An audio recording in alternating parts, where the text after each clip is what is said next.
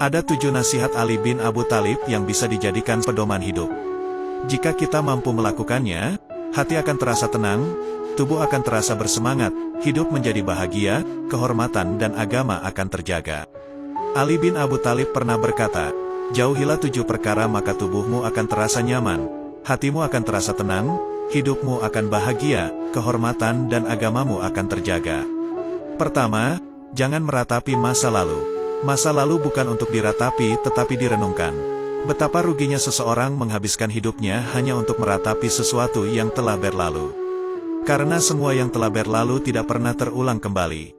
Kalaupun terulang kembali dimensinya akan tetap berbeda. Masa lalu seharusnya dijadikan pelajaran untuk menjemput masa depan yang lebih menjanjikan untuk kehidupan dunia dan akhirat. Kedua, jangan memikirkan sesuatu yang belum tentu akan terjadi.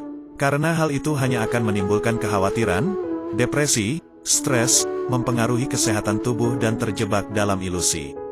Teruslah berprasangka baik, karena jalan hidup setiap orang sudah ditetapkan oleh Allah Subhanahu wa Ta'ala.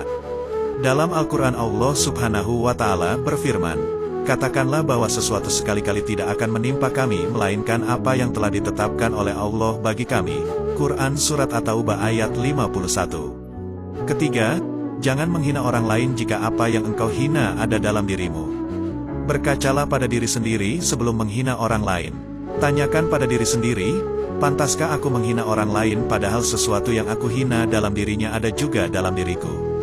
Keempat, jangan meminta balasan dari pekerjaan yang belum pernah dilakukan. Karena hal itu sama saja akan menjatuhkan kehormatan dan harga diri kita. Orang lain akan menganggap kita tidak jauh berbeda dengan pengemis yang meminta-minta di jalanan. Kelima, jangan melihat sesuatu yang belum dimiliki dengan penuh ketamakan.